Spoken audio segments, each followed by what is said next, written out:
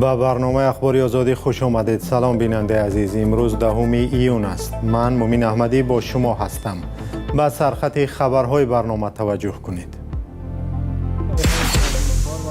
مقامات تاجیکستان میگویند در 3 ماه امسال 46,000 جای کار آفریدند تا مردم به مهاجرت کاری نروند، اما نه همه به این گفته باور دارند. اینجا کتی نمیشه کار کنیم، زنگ گرفتن ای خفای زندگی دیگه. پرونده دزدی تقریباً 1 میلیارد سامانی از حساب فرودگاه دوشنبه به مرحله نهایی نزدیک شده است. 5 نفر را تا حال صدها هزار سامانی جریمه کردند. سقوط چرخبال امریکا در نزدیکی تنگه هرمز دیگر باره امریکا و ایران را به جنگ کشید. حمله ها به یکدیگر قطع شدند، نگرانی ها باقی ماندند.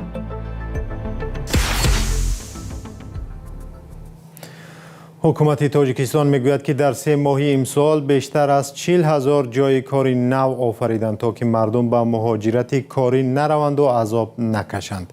اگرچه علامت‌هایی از کاهش مهاجرت کاری بر روسیه به نظر میرسد، اما حالا هم جوانانی که یا مکتب یا دانشگاه را ختم کردند زود جامدان خود را میبندند و به جستجوی کار بر روسیه میروند. گزارش امیر ایسایف و ارشاد سلیمانی در همین باره است. همون یارمارکه هایی که برگزار میگردد همون جایهای کاری خالی را با مزد معاش بهترین، همین مزد معاش در خارج کشور ممکن که همینا نیابند. این سخنانی وزیر کار و مهاجرت صالحه خال محمدزاده درباره جایهای خالی کار و معاش در تاجیکستان است. توصیفی که نه همه به آن راضی‌اند. از جمله صدرالدین شریپوف ساکن ناحیه دوستی اندیشه دیگر دارد. این جوان 20 ساله را در یک روز بارانی در دوشنبه و در حال پیدا کردیم که تلاش رفتن به روسیه را داشت، چون در کشور کار و معاش مناسب نیافت. ای خفای هم شیدن در کره دیگه اینجا کتی نمیشه بود کده اومدیم نه بریم کار کنیم، زنگ گرفتن. مثل صدرالدین هزارها تن در تاجیکستان از بیکاری رنج میکشند، ولی مقامات دولتی روایت دیگر دارد. آژانسی آمار میگوید در 3 ماه سال 2026 بیش از 48,000 جای کار ایجاد شده است. این آمار اگر واقعیت داشته باشد تقریبا هر روز در تاجیکستان 500 جای کار فراهم می شود. وزیر کار و مهاجرت و شغل اهالی تاجیکستان ماه فوریه در نشست خبری حتی گفت که دیگر ضرورتی به خارج رفتن نیست. در نیروگاه برقی آبی روغون یعنی سال روان ما زیاده از 3600 نفر رو مراجعت کردن با جای کاری تامین نمودیم و دیگر شرکت هایی هست که مزد بسیار بلند دارد. در این مسئله ما کارهای فهماندهی رو با شهروندان زیاد کردن ما لازم است که در همین جا ما میتوانیم مردم رو، شهروندانمون رو با جای کاری دائمی تامین نماییم با مزد معاش بهترین. آژانسی آماری تاجیکستان هم میگوید نزدیک به 70% جایهای کار دائمی اند و حدود 26,000 جای کار را بخش خصوصی فراهم کردند که بیشتری آن در بخش بناکاری، کشاورزی و صنعت بودند. هرچند این نهاد افزایش جای نوی کار را یکی از عامل‌های مهمی بهتر گردیدن سطح شغل اهالی و رشد اقتصادی ملی دانسته است، تحلیلگر فاضل جان فتح‌اللهیف نظر دیگر دارد. خود همین روند صاحبکاری و فضای صاحبکاری منبع اساسی کلیدی تامین کنی شغل اهالی است. متاسفانه از سبب آن که سیاست فیسکالی دولت یعنی که جریمه بندی و اندازبندی مقامات دولتی نیروهای شدیدند، فضای صاحبکاری از البته ضعیف میشه. صاحبکار هوسمند نیست که شرکت خود را رشد تکان دهد و جایهای نوی کاری تأسیس دهد. این تحلیلگر نامساعد بودن فضای صاحبکاری و ناچیز بودن مزد کار را در کارخانه‌های دولتی عامل اساسی رو به مهاجرت آوردن اهالی می‌داند، زیرا از نگاه او به دلیل بلند بودن نرخ و نوا معاش تنها به خراجات کمونالی میرسد و بس. با وجود شدت بلند بیکاری و مهاجرت، وزارت کار میگوید تنها در سال 2025 280,000 جای کار نو ایجاد شده است که 74,000 آن دائمی اند. اما بیش از نصف این کارها زیاده از 150,000 موسمی بوده. سطح بیکاری در کشور رسما همگی 2% برآورد شده است و بنا به معلومات وزارت مهنت در کشور همگی 58,000 تن بیکار نامنویس شدند. آماری که با واقعیت بازار کار تاجیکستان همخوانی ندارد.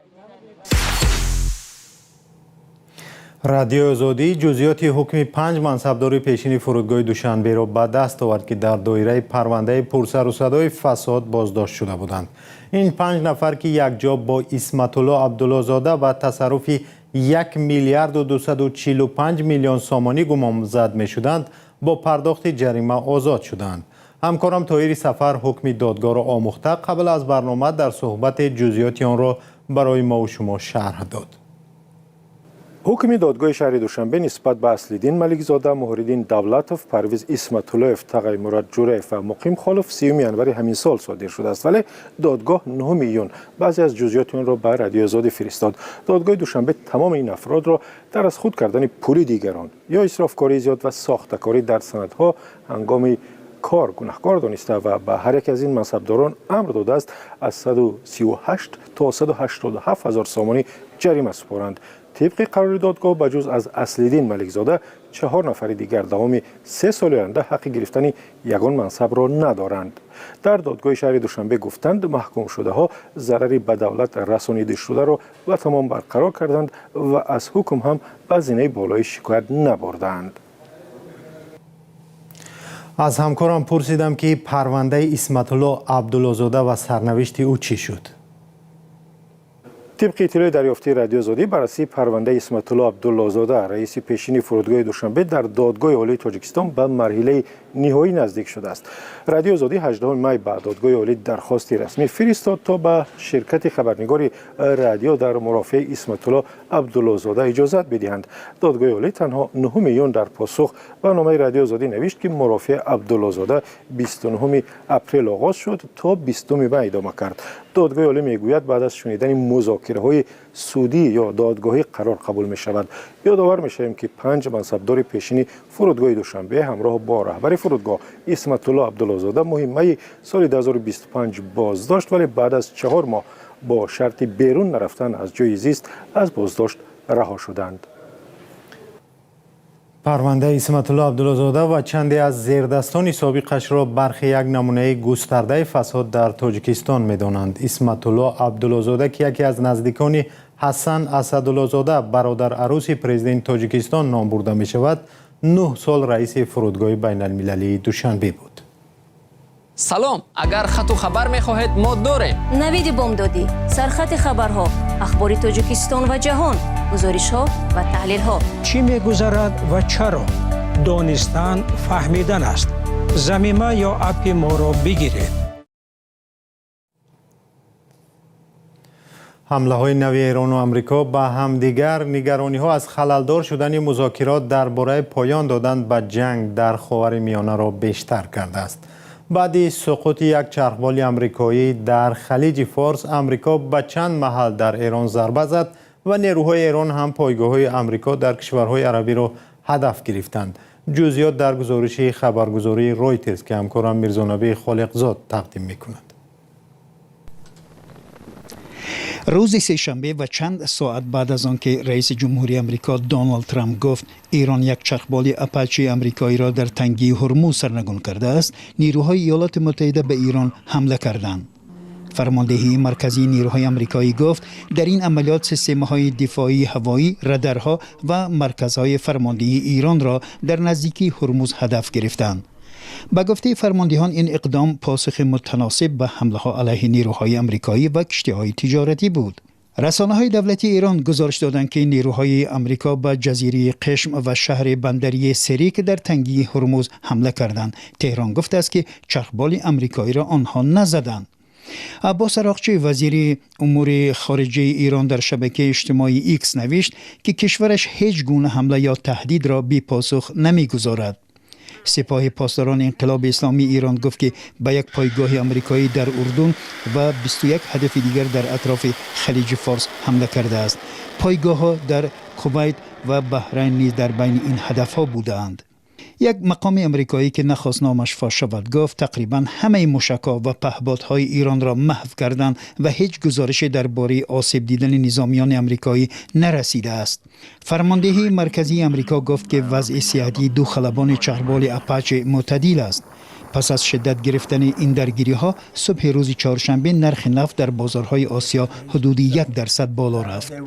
دونالد ترامپ بارها گفته است که واشنگتن و تهران به سازش نزدیکند، اما از زمان آغاز آتشبس شکننده در اول ماه اپریل پیشرفت کمی به دست آمده است.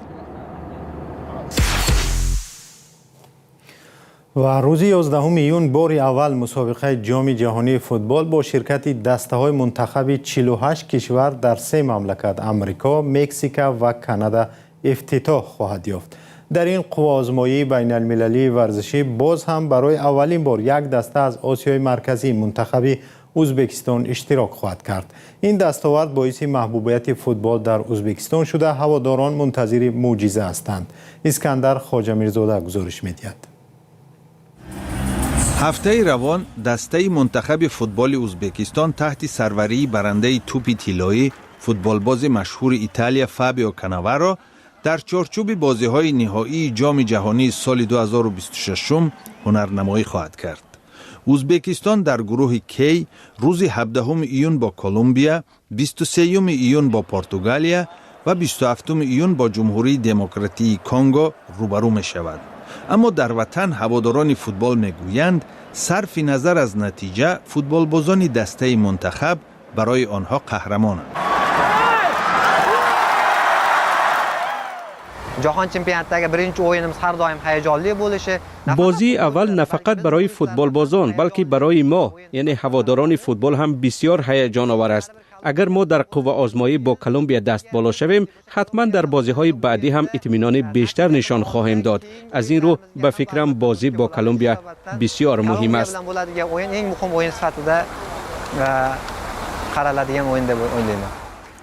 این دانشجوی 22 ساله یکی از 30,000 هوادار فوتبال است که ماه گذشته برای گسیل با تنتنه دسته منتخب به جام جهانی در ورزشگاه تاشکند جمع شدند. جای یادآور است که منتخب نورسان فوتبال ازبکستان هم برنده جام آسیا بوده از دسته‌های قوی‌ترین این قاره به شمار می رود.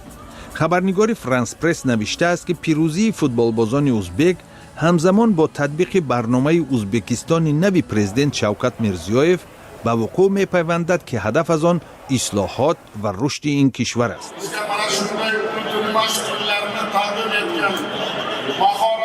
از نام تمام ملت می خواهم به فوتبالبازان خوش سلیقه، پدران و مادران آنها، مربیان و همه اعضای دسته منتخب سپاس عمیق ابراز نمایم، زیرا چنان روزهای خوبی را به ما تقدیم کردید.